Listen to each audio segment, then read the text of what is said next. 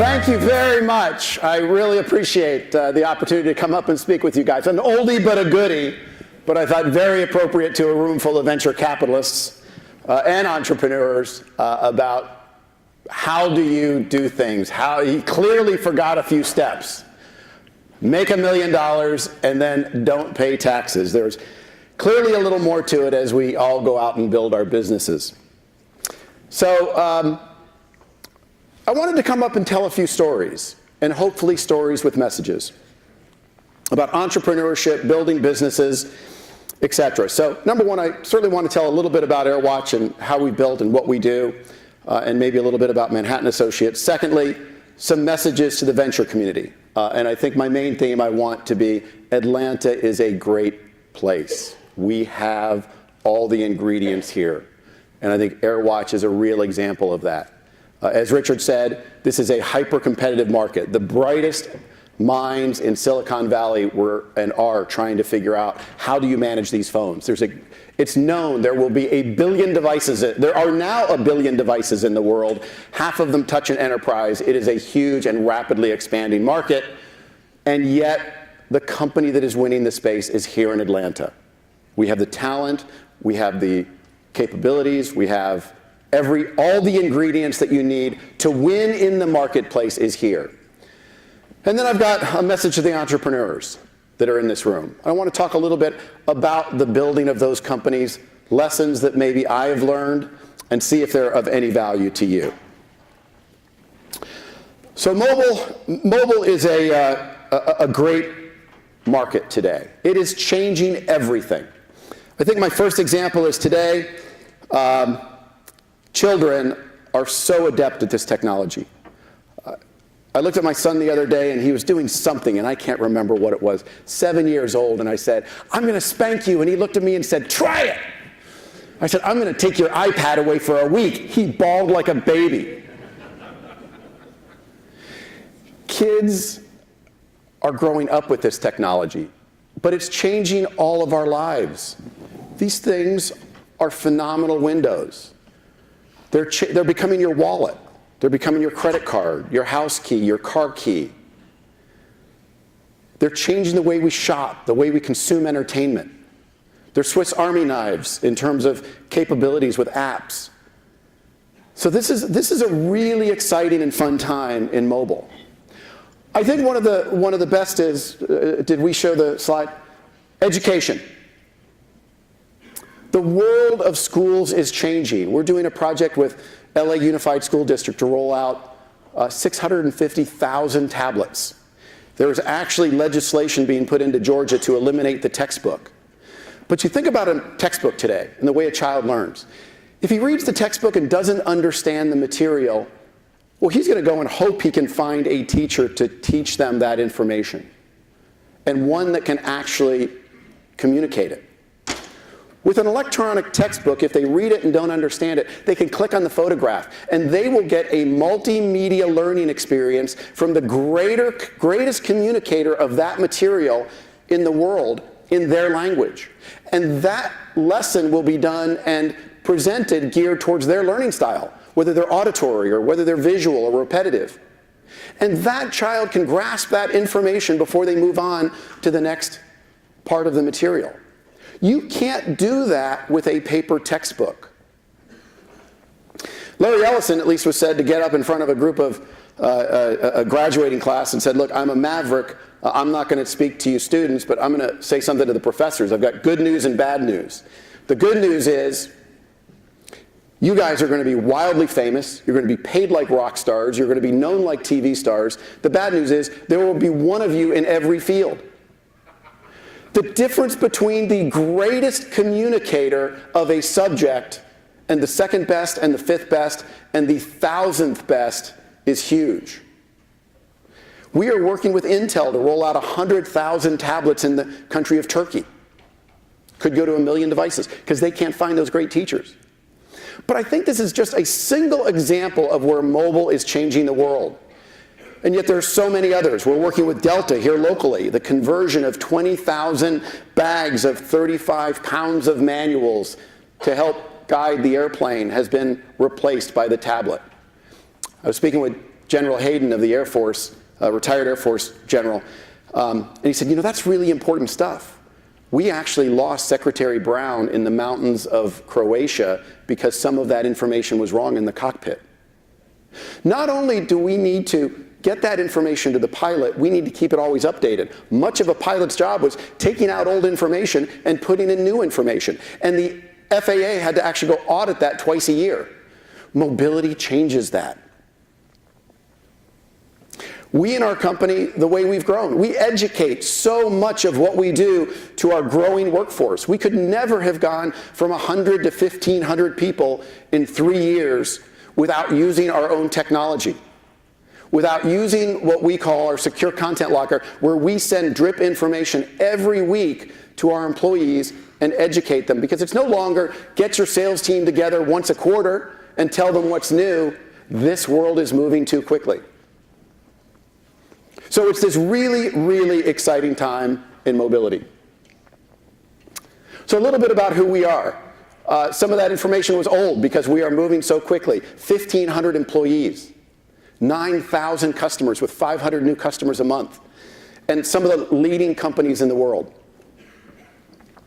And our product suite is very broad, so it's not just about mobile device security and management anymore. It's a broad platform of how do we secure and configure and manage. How do we secure applications with something called application wrapping? It's about a secure content locker, which is, if you think of a very secure Dropbox, we do something like that, so a box or a Dropbox, but in a much higher security format. So in building this company, I should have known a little bit about it. My first company, Manhattan Associates, is actually connected to this business. Manhattan rolled out mobility starting in 1990. So I've got 20 years of recognizing that this technology is death by 1,000 cuts. Every device needs to be configured and secured and supported. The end user needs to be supported anywhere in the world. And God bless BlackBerry, but they proved everybody better get their email every day or they get really grumpy.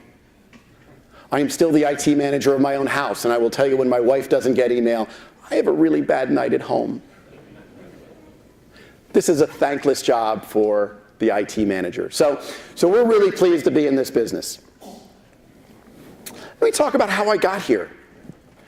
I wrestled in high school. And this is where I learned, I think, about tenacity. And at the end of the day, I only knew 2 moves. And I'll tell you, the person that I was wrestling against knew I was going to use them. And they would try to stop it, but they couldn't. I remember when I was starting Manhattan Associates, I read a great article, which was an obituary. The kind of thing that probably 1 million other people read in Los Angeles and breezed over. It didn't affect their lives. And it really was profound to me. And it was the obituary of a 90-year-old man who was the greatest insurance salesman who had ever lived. This was the way the obituary read. He wasn't a salesman in his personality.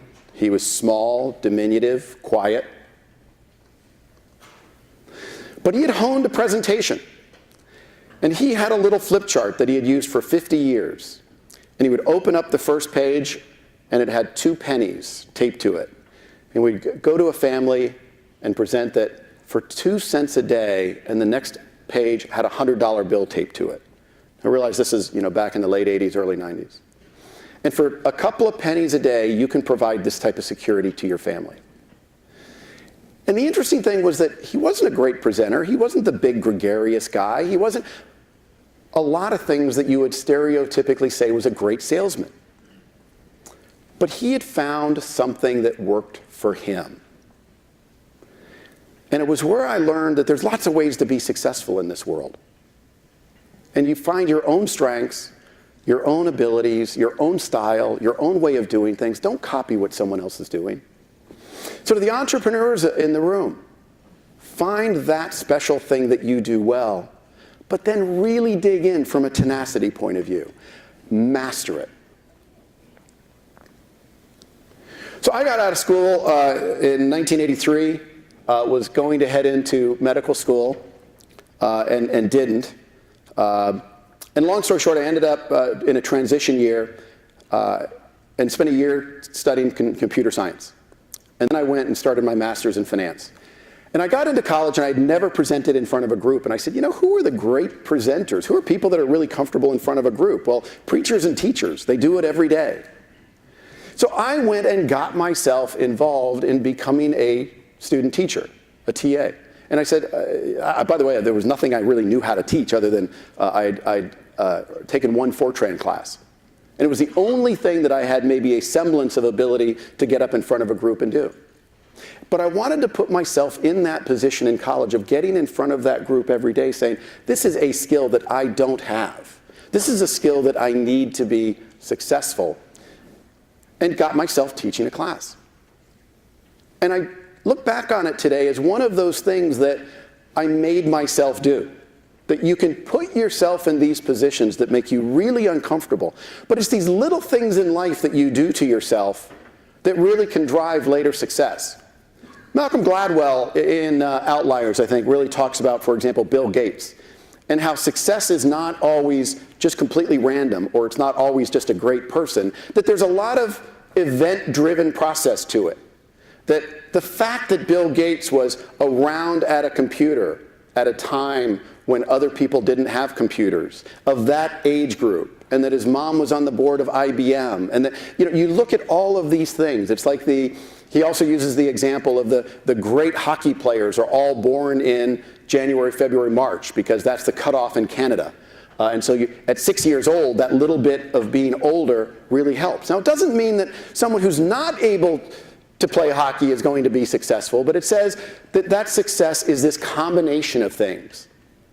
And again, be looking at your life and what are the things that you have done through the course of your life that really are going to put yourself in the position of success. I started Manhattan Associates, my first company, and the thing that put me in a position of success was I started with that company and they put me in front of developers from India back in 1987, way before it was really popular. And I said, man, this is a great idea. Again, great ideas are hard, but execution's even harder. So I got together a group of these guys from India, and we started a company. And it was absolutely the right idea to leverage Indian development at that time. It was brand new. I didn't really have so much of a product idea. Unfortunately, that group of partners one day walked into me and said, hey, we don't think that you deserve 50% of this company, which was our deal to begin with. You're one of 5 guys. We're going to make you 20%. I talked them out of it. I tried to talk them out of it. We worked on it. I finally had to look at them and say, I can tell you a way to get 100% of this company. I got up and I walked out of the room. Don't ever be afraid when you are going down the wrong path to pivot. So I started all over again. This was my office in India, what was outside of it when I showed up in 1991. I found a new set of partners, started Manhattan Associates. We started doing contract programming, opened up an office in India, and people thought I was absolutely crazy in the early 90s hanging out with a bunch of people from India. It just wasn't the thing you did back then. But what I learned is don't care about what other people say, number one. Secondly, Manhattan was built on the premise of Indian development, but I knew I wanted to be a product company. Consulting, I knew, was just a hard work. It was not sticky. I wanted to have something that was repetitive with my customers. And the first business that we actually built was going to be an area called, it was going to be order entry. And we were going to compete with a lot of big, the SAPs of the world. And I said to myself, my God, I'm 3 guys and a dog. Nobody's going to risk their business on this. So we made a change. We said, you know what? Because of my experiences at Kurt Salmon Associates, where I had done an area called quick response, this was a re-engineering of the apparel pipeline. I had spent a few weeks in a warehouse, not a tremendous amount of time, and we started building a very simple idea of a product for a warehouse. It printed pick tickets. It's a really simple thing. Instead of a pile of paper that was spit out by SAP, we took that pile of paper, shoved it into a computer, gave a very simple screen to sequence and sort the order, and put it out. And I said to myself, my God, this is easy. It's a no-brainer. If it fails, you turn it off. There's no risk to the company. And we went and made some investments while we were doing contract programming to Jockey. I put somebody in my basement, started to develop this. Went to the CEO of Jockey when I got to a point that I couldn't build it on a PC emulator any longer. Explained to him what we were doing. And he said, my God, you must have the CEO's office bugged. He slammed his fist on the desk the other day and said, we need to solve this problem. He said, but with a twist. Can we take that system that you're doing in the warehouse and actually get it to scan the order for accuracy? Because that's a big part of our problem. And I said, are you kidding? Of course we can add that. It's software, man. Yeah, there's nothing we can't do. And the point of this was that 90% of life was just showing up. What I have found in my business is that it's not about great ideas. It's about getting great starts with great people. People you're comfortable with and you trust, but without the fear of the idea has to be wedded to the business plan. And that business went from printing pick tickets to scanning them for accuracy. Having done some of those projects, I was very deep into the apparel supply chain, this thing called quick response. All of a sudden, every retailer in the world said, well, we need you to provide something called an advanced ship notice, which is electronically tell me what's in every box. And we never competed with the other people that were in warehousing. And while they had this great message that sounded like everybody else, which was, we can help you pick, pack, and ship, we had a message that said, we will make your orders accurate, we will make you comply to the retailers, and we will guarantee you are compliant to the top 100 retailers in the world. We took the message and we didn't go head on into the competition. We found a niche that we could win and own and start with. And that was a really important part of that story. And of course, that took it from the startup company to getting traction to today it's a 2,500 person company. So 90% of life is just showing up. Now, once you get there, you clearly need to listen. You need to do it with great people. Building these teams is a little bit like getting the right people on a bus. I think Jim Collins uses this great example. And I think there's really two parts of it. Number one, getting the right people on the bus. I will tell you, the first time I started Manhattan Associates, clearly I didn't have the right people on the bus. I had to go get a new bus. But secondly, you've got to get them all in the right seats and at the right times. And so this idea that a good person is just a good person isn't really true. It's got to be also the right person for the right time. And I think this is where a lot of the mistakes are made.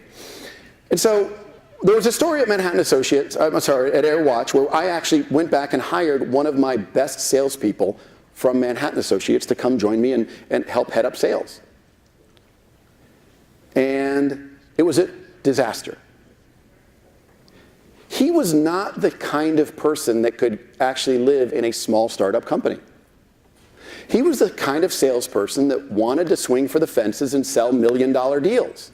And as great a salesperson as he was, and we'd had this conversation actually before we hired him, he thought that he wanted to be in a startup environment. He felt like he was Rocky. He was ready to go back in the gym after getting his ass kicked and go back and do it again. But what I found out was that for this individual, he had this vision of grandeur of who he was as being someone who was going to take a startup and make it into a great company. But that just wasn't his DNA anymore. He didn't want to go back in the gym. He was a great person for a large company with a really well-established product, but not a great person for a startup that needs to really go out and do missionary sales and where you're going to get a lot of rejection and where you're not going to necessarily make a lot of money. But back to AirWatch, so I built this company and it took us 5 years to get from a startup to 30 people, and that's when I made the decision to move out to Atlanta. Not many companies move from California to Atlanta, by the way, but I'd spent some time here and found Atlanta to be a great city. The time zone was important to us. The airport was important to us. And I'd had a lot of experience with Georgia Tech. And at that time, it wasn't about all of the other schools, to be honest, and now I've come to appreciate all the schools here in Atlanta, but it was a great talent pool. And when we moved here, we went from 30 to 800 people in 3 years. I will tell you, there's not many cities in the world you can do something like that in. I go back to say that Atlanta is a great, great place for doing this. And in growing that business, one of the things that we did was just grow. We didn't have that much of a business plan. We were reacting, and I think one of the problems businesses sometimes get into is they spend so much time building that business plan that they forget about the pivot or the adjacency or what they should really be doing. And I say it's a little bit like being a slalom skier going down a hill. A slalom skier who tries to decide every mogul they're going to hit by the time they get down to the bottom will either go very slowly or fall. At some point, you've got to say, you know what, I'm just going to react. I trust my skills. I hit the first mogul, and based on how I bounce off it, I hit the second one, and I continue to go down, and I do it quickly. And that's how you win races. And in technology, we don't have time to pre-plan. But I think sometimes so much goes into the pre-planning, people get a little too wedded to it, to that first idea, to that first group of people. And I'll say, let go. Think more broadly about your businesses and how do you morph it, and not how do you broaden your business? Sometimes it's how do I narrow it? I'm a firm believer that step one in building a business is be a monopoly. I don't care if you're a sub shop, but if you are the best sub shop within walking distance, you are going to become a monopoly of the area you're in. And that is not about being wide, that is about being narrow and focused. But a very important part of that is the kinds of people you bring on board. So Manhattan Associates went from 30 to 800 people in 3 years. AirWatch has gone from 100 to 1,500. How do you do that? Well, you don't do it with a lot of organization. I see that we are complicated organisms as humans. And if we try to grow a human in a day, we're going to have a mess. It takes 20 years for us to mature. But if you take a big petri dish and throw a little bit of bacteria in it, you're going to have a full petri dish of bacteria by the next day. The bacteria is less organized, but it's smarter than we are in terms of how does it grow quickly. So we're believers that there's 3 types of people in this world. The ones that if you ask them to do something, they can't get it done, nobody wants them. There's the second type of person that if you tell them what to do and how to do it, they do a great job. But there's a third type of person that you point in the right direction and they're going to go figure it out. And there's ways you recruit for those types of people. And there's ways you build your organization for that kind of elasticity. We don't have a lot of hierarchy at either company. At AirWatch, we do not have the title of vice president. We don't want people worried about what office they're in, what seat they're in, what place they're in, what they do on a day-to-day basis. We need to morph and organize because the way you are organized for 100 is different than 500, is different than 1,500. By the way, which do you think of, oh, it's not up. I'm looking at my slide of the 3 people here. Which one is the third type? I don't know. But the point is that you've got to build that elasticity into your business for that kind of growth and for morphing. And that is a very important part of the way you build these businesses. And I like the expression, you don't buy a dog and then bark for it.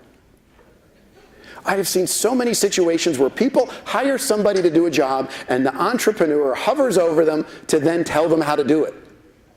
That will create the culture of people won't just go do things. I would much rather have people that ask for forgiveness than ask for permission. And even if they make an occasional mistake, so be it.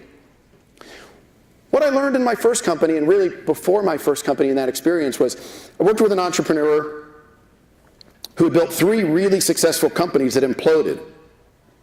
And they actually imploded under their own success of that CEO's management style. He was great at getting these companies up and running to the first 150 people, and he never let anybody really make a decision.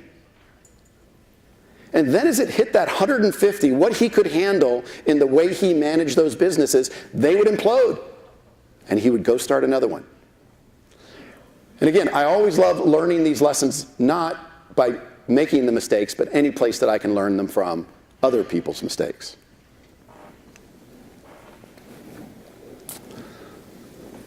Recruiting continues to be one of the most important things we do.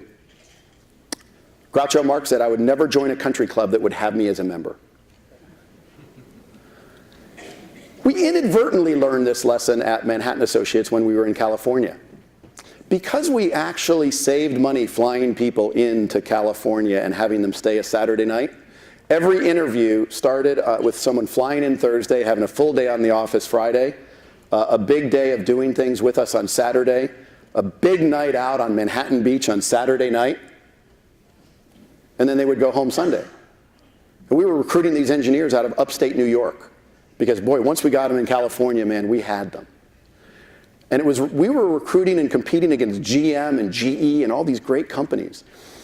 And the only way then that they could actually get an interview with me was I didn't have time. They would have to come on site with me for a day and actually go to one of my sales calls or business meetings. And they had never done that with GM or GE. And they said, this is a really cool experience. I've gotten to know your company a whole lot better. Then we drag them out to California for 3 days. And they're like, God, for a little company, you got the toughest recruiting process I have ever seen. But secondly, we also over-recruited, and we had a lot of rejections on the few campuses we were on. And everybody said, my God, if you get an offer from this Manhattan Associates company, it's like Willy Wonka's golden ticket. And we really created a mystique that we hadn't intended on, but that we were the toughest place on campus to get a job offer from. Today, we continue to be blessed at AirWatch. I mean, we are in mobile and cloud and security. That is like triple word score. We are so blessed in our recruiting to be in Atlanta and to have all these great schools where we've got great reputations and where there's a great workforce for us to continue to grow. And while we're 1,500 people today, our expectation is we're going to be 3,000 by the end of next year. We have a lot of seats to fill here. I talked a little bit about be a monopoly and start with something that you know really, really well. This is the game of Risk. I don't know how many of you have ever played it as a child, but the strategy to win at the game of Risk is win Australia. It's small, it's defendable, and you get 2 extra armies every turn. Whoever wins Australia wins. I see companies that do a project here and a project there, and they try to boil the ocean, and they don't get that consistency. The challenge is that generally salespeople kill where they hunt, and nobody puts them in the right hunting ground or narrows their focus. And all of a sudden, they say the fish that follows every shiny thing in the ocean is the one that starves to death. If you are convicted about what you are building and what you are doing, don't get me wrong, there's the side of this that says, be willing to pivot. But there's the other side of this which says, don't chase every shiny new toy. And listen, I can't teach the difference between knowing the difference between those two. But I have seen so much failure at companies that don't pivot, but I've seen equally the kind of failure of companies that every time a customer brings them a project, they're willing to do it. And you never get the leverage and the knowledge and that ability to do the little pivots in your core competency by chasing anything that people bring to you. The other thing I like to say is that the side of the road is littered with the carcasses of great companies that forgot to grow, that forgot to scale, that forgot to market, that forgot to really communicate well what they do and take advantage of those competitive differentiations. At Manhattan Associates, I would read all of our competitors' literature about how they did warehouse management. And they would literally read, we pick, we pack, we ship, we save you labor. And I'm like, you are defining the space with this market. What the heck do you people do that's any different than anybody else? And we went out with this message that says, we don't talk about any of that. I think the fact that we're a warehouse management system defines the fact that we do all of that. What we do is we guarantee your compliance to the top 100 retailers. And this is why we blew past everybody. We had a real message. And then secondly, the willingness to go from 30 to 800 people. The willingness and ability to scale that quickly that by the time the dust settled, we were the largest player in the market. Today at AirWatch, at 1,500 people, we're more than twice the employee base of our next larger competitor, and we are 4 times the deployed devices, we think.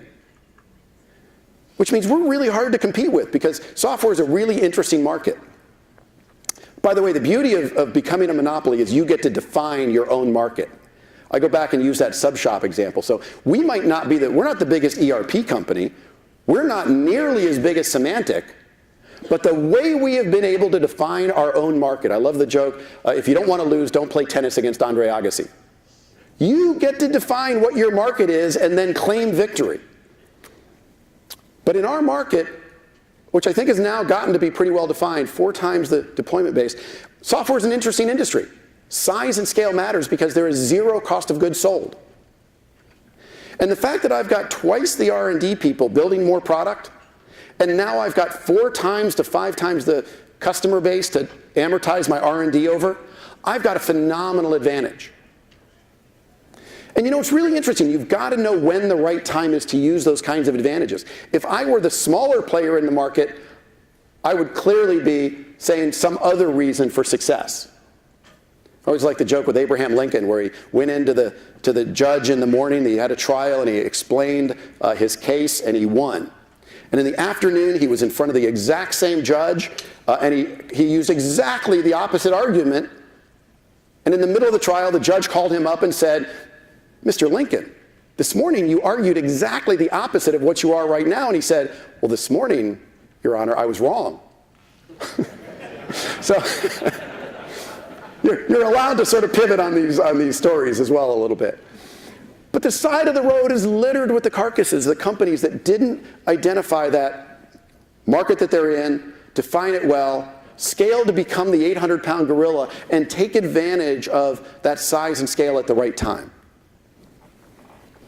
Boy, there's about 1,000 messages and learnings in this slide, which is the Manhattan Associates stock price through the early years.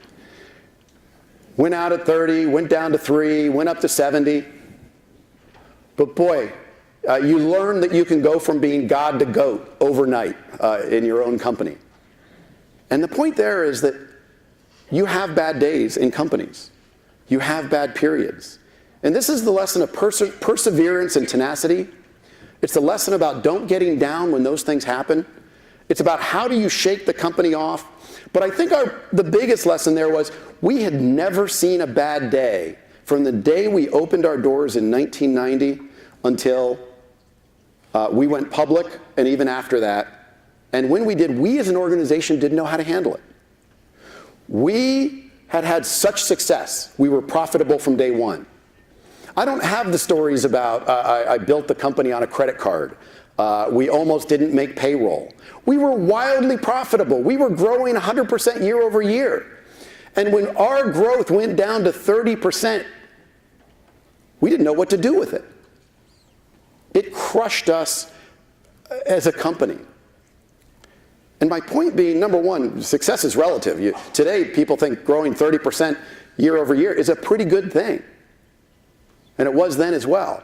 But the fact that it wasn't our expectation, we had lots of sort of started to get into infighting of the group, of the management lessons of a company that goes through that. But most importantly is realize that your company's failures along the way are important parts of building that resiliency. And we've learned that at AirWatch. And not that we build in little elements of failure, but in the way we celebrate our victories, we're always bringing up the fact that it ain't always going to be like this. We're going to find a day that we have something go bad because we want our employees prepared for that. Talk about a company that had a bad day. Remember when Apple was $1 a share? $1.85, I think, was their low.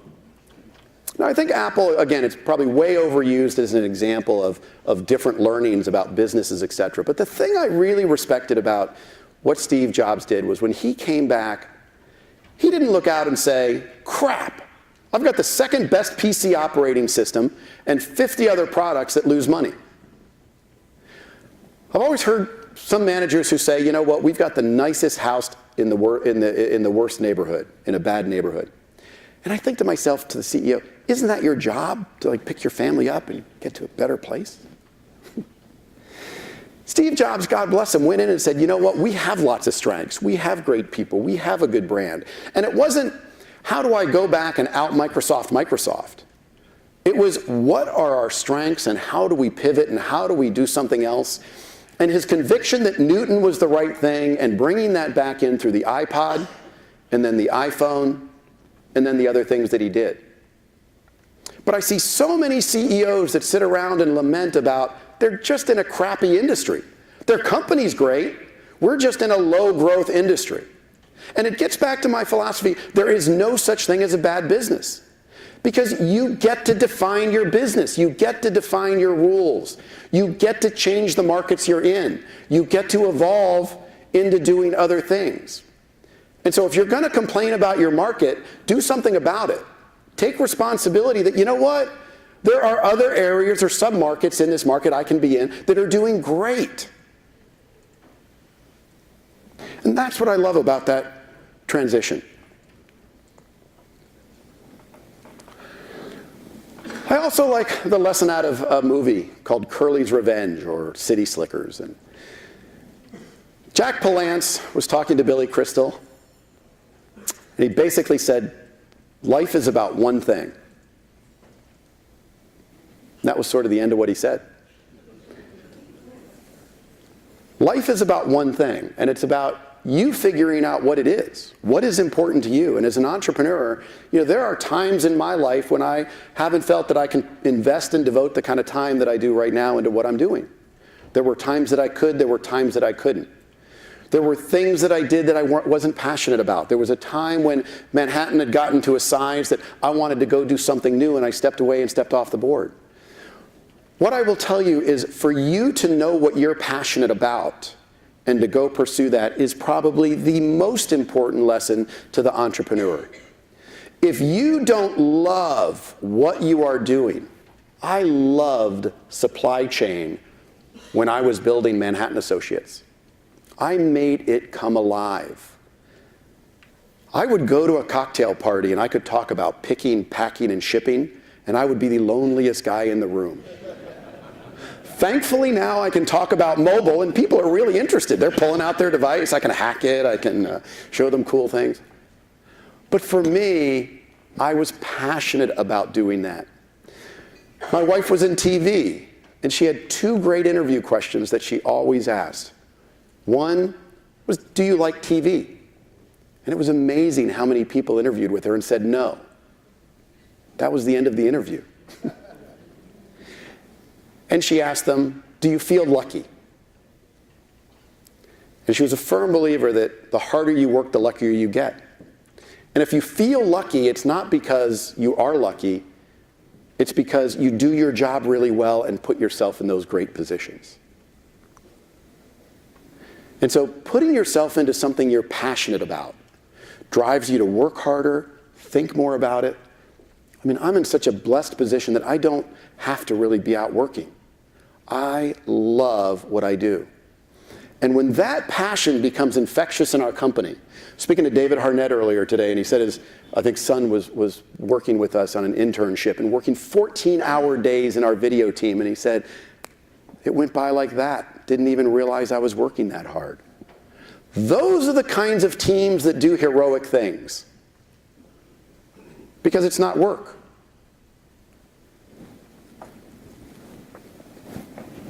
And that's where we started.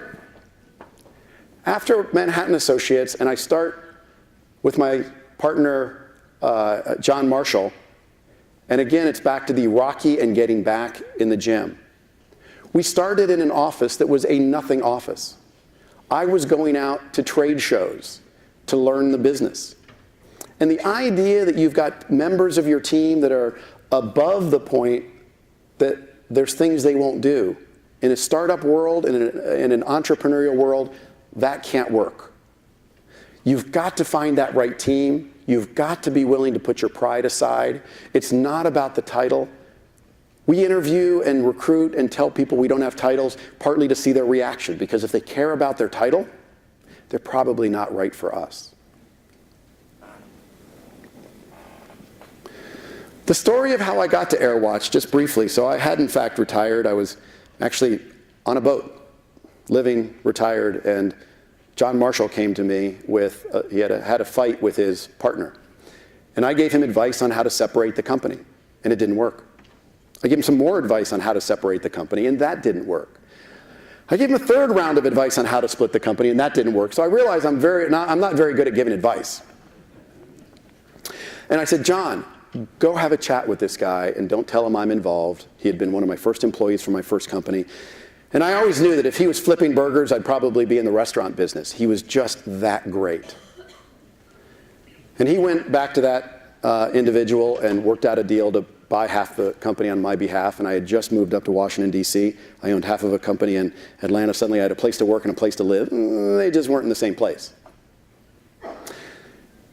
But it started this process. If it was a two-person company, again, it was doing public wireless. It was hotspots. We do the Wi-Fi at the Georgia Tech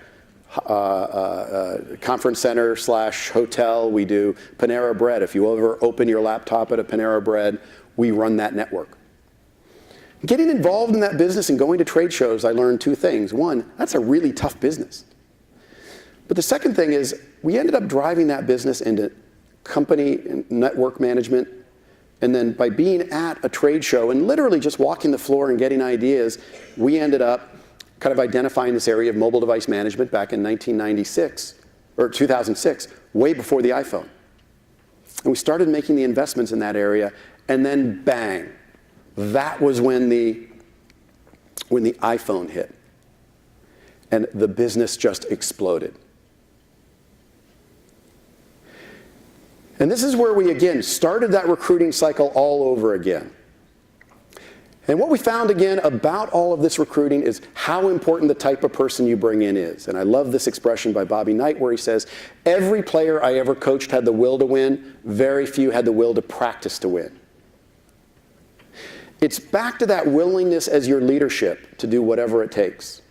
Whether it's going to trade shows, whether it's selling a single coffee shop. If I told you stories of some of the things we did when we were, John and I, when we were 3 people and 5 people and 10 people, but what everybody said is, my God, Alan and John are willing to do anything we do and more. Leadership by example. And this is, again, what builds really, really great companies.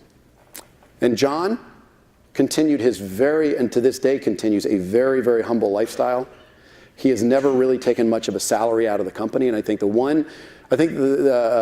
heard this said by venture, but that the only real correlation between company success and some other attribute is inversely proportional to what the CEO earns. A CEO's willingness to put it all back in the business. His life, his energy, his financial resources. And again, I don't know whether it's, what begets what, but it's that attitude of, we don't just like to win, we hate to lose. When I get our win-loss reports every week, I don't go to the win report first, I go to the loss report. And I look at those and I think to myself, where do I have a connection? How can I make this harder for my competitor? And as a company, we've just got a culture. We don't just love winning, but I'll tell you, if we win 99%, we agonize over that loss. And this makes us like the pit bull on the pant leg. And it just gets back to that tenacity. And I think if there's any one lesson I leave behind to the entrepreneurs, it's this. It's about the unwillingness to ever give up. The unwillingness to ever give up on a deal. I can tell you so many projects that I've been told we didn't win, and yet we pursue and we pursue and we pursue, and we still end up winning them. And then we celebrate them, and that becomes part of the culture. So this is us today, 1,500 people, hoping to double again next year. The world's leaders in security and mobile in this huge space, and something that was homegrown here in Atlanta. The guys from Insight, a $200 million Series A funding, so somebody thinks what we do is important. And again, here in Atlanta, the ability to build these kinds of businesses. That was Series A. We gave up 15% of our equity, so 85% is still owned by the employees and founders, and that's an important asset to a company. But again, I think these are the kinds of things that demonstrate Manhattan Associates had no outside capital whatsoever, And AirWatch has been able to get to over $1 billion valuation in a Series A single round. What a great place to start a business. So finally, to the VCs, open up your pocketbooks. There's really great people here. There are great companies, and I say Atlanta is a little bit like a shaken up champagne bottle, ready to explode. It is a great time for innovation. As Richard said, these great disruptive technologies are today. And if you find that great company here, it's going to explode. We've got the talent, the resources. I kiddingly say about Northern California, every employee's got 3 job offers by lunch. Here you've got teams of people that really want to build great businesses. I think it's the greatest city in the world for entrepreneurship. And with that, thank you all very much. I appreciate your time today.